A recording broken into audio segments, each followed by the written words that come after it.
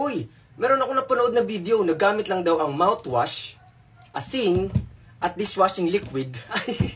Dishwashing liquid ay makakagawa na daw ng slime kahit walang glue at activator. Tara, tingnan natin kung totoo. Subukan natin. Game!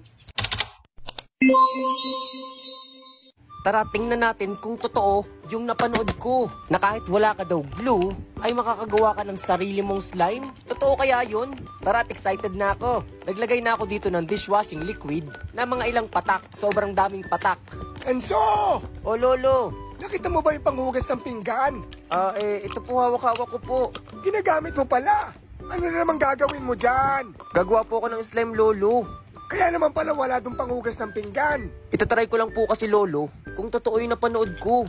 Ano namang napanood mo? Nagamit lang daw po ang dishwashing liquid, mouthwash, at asin ay makakagawa na tayo ng sarili nating slime. Totoo ba yan? O di ba, Lolo, kahit ikaw nagulat? Sige nga, gawin mo nga. Hindi nyo na po kailangan ng dishwashing liquid. Papanoodin ko muna. Ano yung nilagay mo? Nilagyan ko na rin po ito ng asin, Lolo. At hahalo-haluin ko po ito hanggang sa matunaw yung asin. At maghalo-halo yung mga nilagay ko dito. Pero totoo kaya yun? Doon po kasi sa napanood ko, Lolo, hinalo-halo niya lang yung asin hanggang sa matunaw at nakagawa na siya ng sarili niyang slime. Ang ganda po eh. Kahit walang glue at activator? Opo, Lolo, kahit walang glue at activator ay nakagawa siya ng sarili niyang slime. Aba, ang galing. O di ba po, Lolo?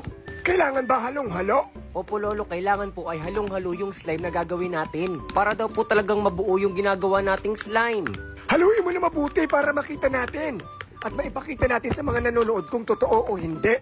Oo nga po, Lolo, eh. Gusto ko pong ako yung sumubok para hindi na rin nila gawin kung hindi totoo at gawin nila kapag totoo.